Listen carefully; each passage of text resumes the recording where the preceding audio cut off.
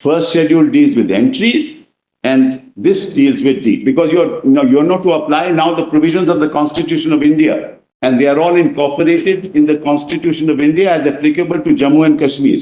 So 356 also comes there, Part 3 comes there, Preamble comes there, Directive Principles of Policy come there, but that's all with concurrence. Therefore, it didn't come at this stage. That happened later. So it's not just a question of application.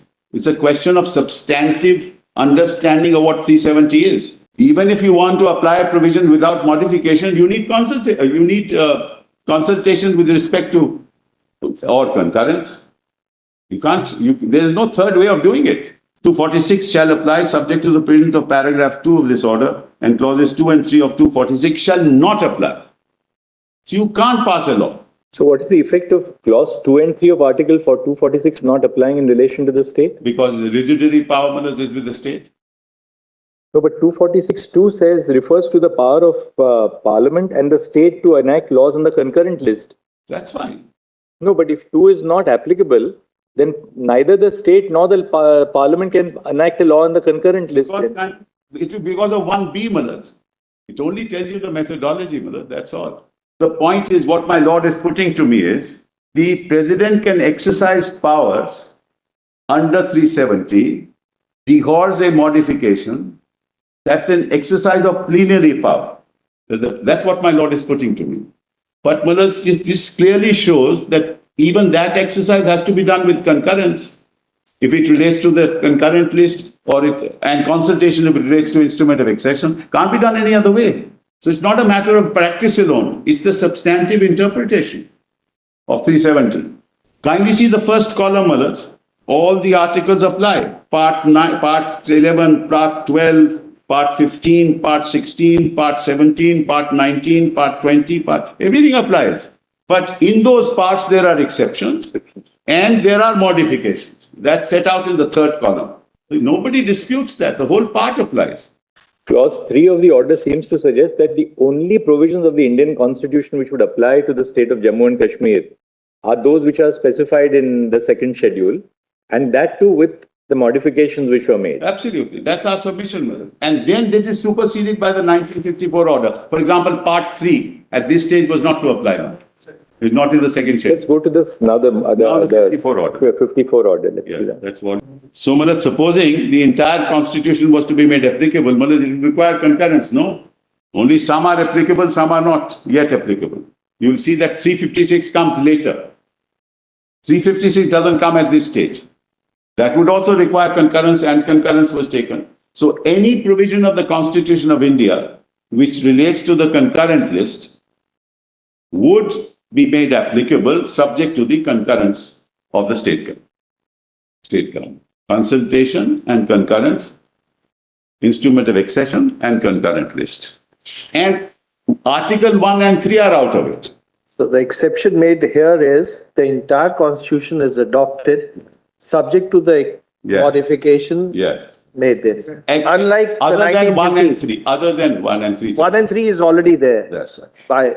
Unlike 1950 order, which had specific articles were made applicable.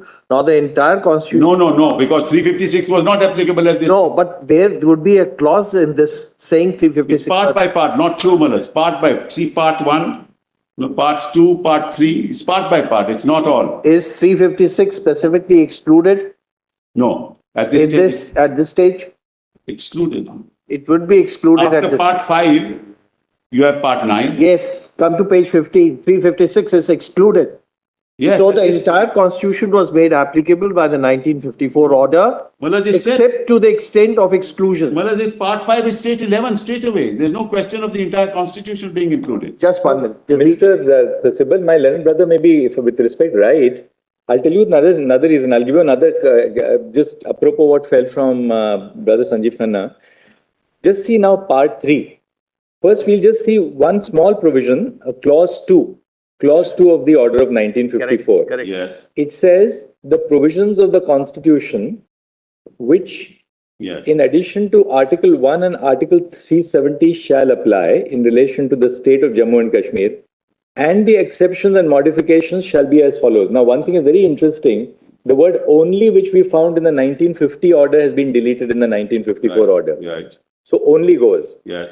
Now let's go to part 3 for a moment, and just to test the hypothesis. We'll just go to part. Yes. Now just see clause C in part 3. Clause, yes, right? I got it, Madam. It says in clause 3 of Article 16, the reference to the state shall be construed as not including a reference to the state of Jammu and Kashmir. Correct.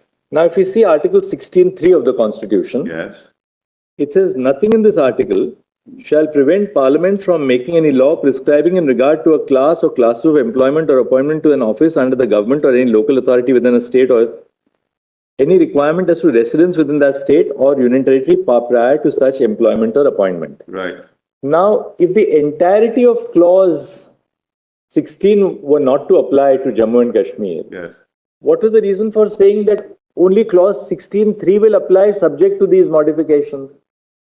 For the simple reason that Miller's other clauses in respect of clause 3 of the Constitution came into the J&K Constitution later.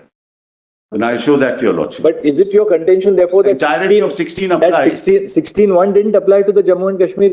It did apply. It applied. The part which is mentioned. But how did it apply then? No, part 3 applies in full.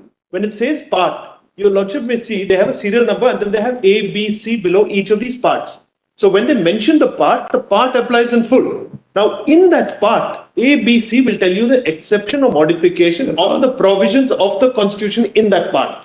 So when the part is indicated, the part applies in full.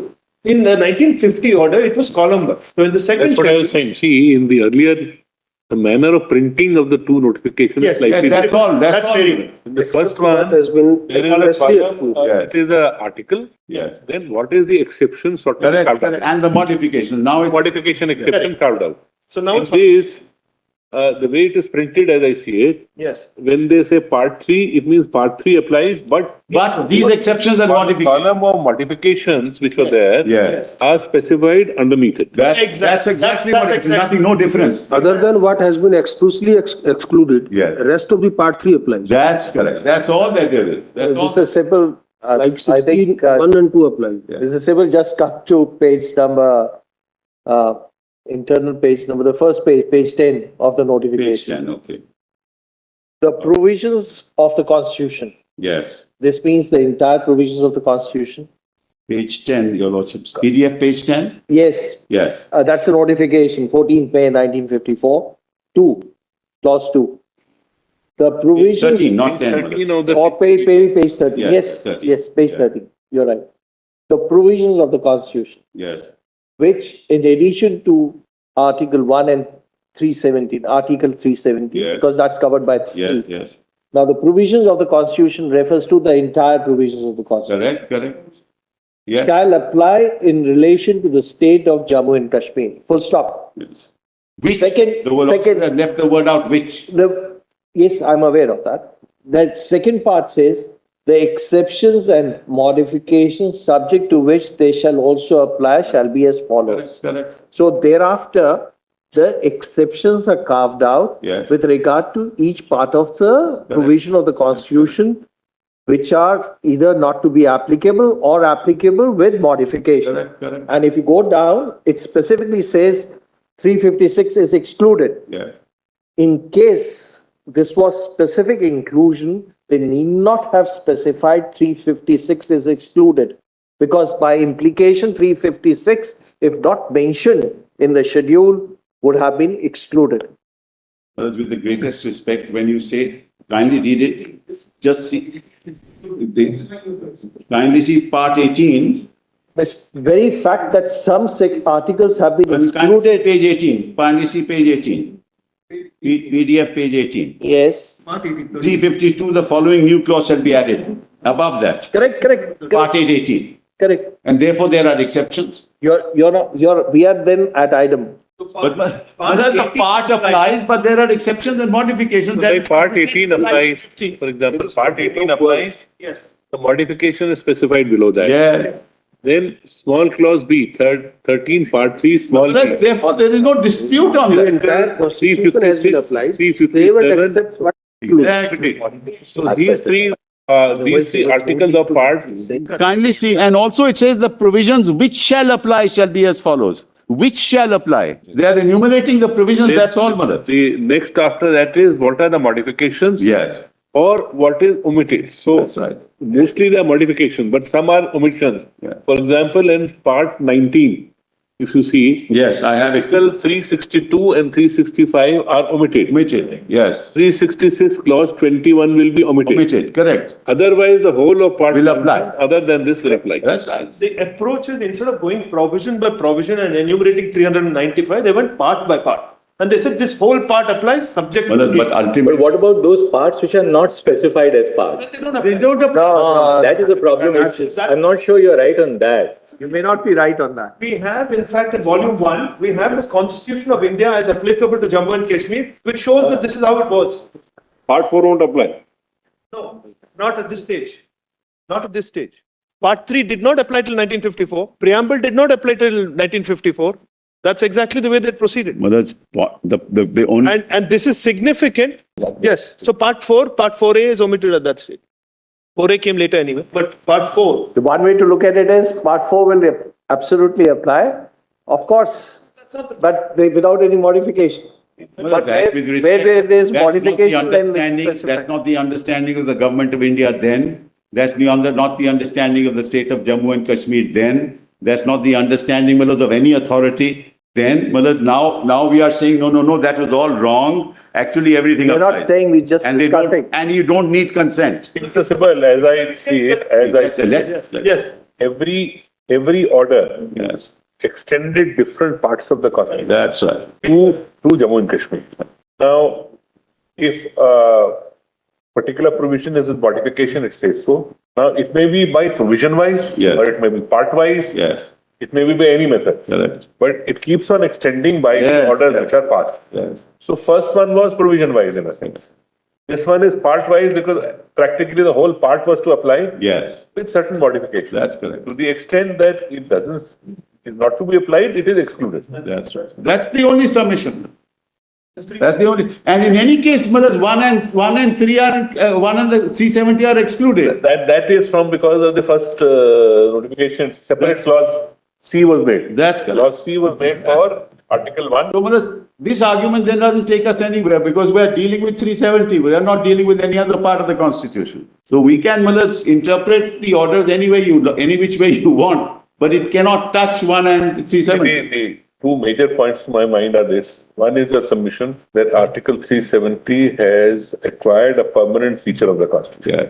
That's the debatable issue. Yes. Which both sides will debate. Next is suppose it is not permanent. Then what is the manner of abrogating articles? That's right. Is that procedure followed or not? That's correct. The only two issues as I Correct, see it correct. in the whole But I'll issue. hope and try and convince you that it is permanent. I will try and convince you. I know, Malad, your lordship says it's debatable and it is debatable. There's no doubt about So it. both things are debatable means both sides will argue this point out. It's really debatable. But I tell your lordship, Malad, why it is permanent. Malad, now, for the moment, Malad, because we have only dealt with the Constitution of India. Debate will also be on the second point. I look at a debate whether course. the procedure has been followed or not followed. They will say we followed the manner of abrogation. Absolutely. You will say not. Now, Malad, so far I've only referred to provisions of this Constitution. But, Malad, your lordships will have to look at the Constitution of Jammu and Kashmir because that Constitution, Malad, was framed and cleared in 1957. So, Malad, Malad, Parliament could only exercise, if it takes over under 356, declares an emergency, it can only exercise the powers of the legislature. That's what Bomai has said, and I take your lordship, it can't do anything more than that. Right? Now let's look at the provisions of the J&K Constitution, which will give you an idea as to why it's permanent.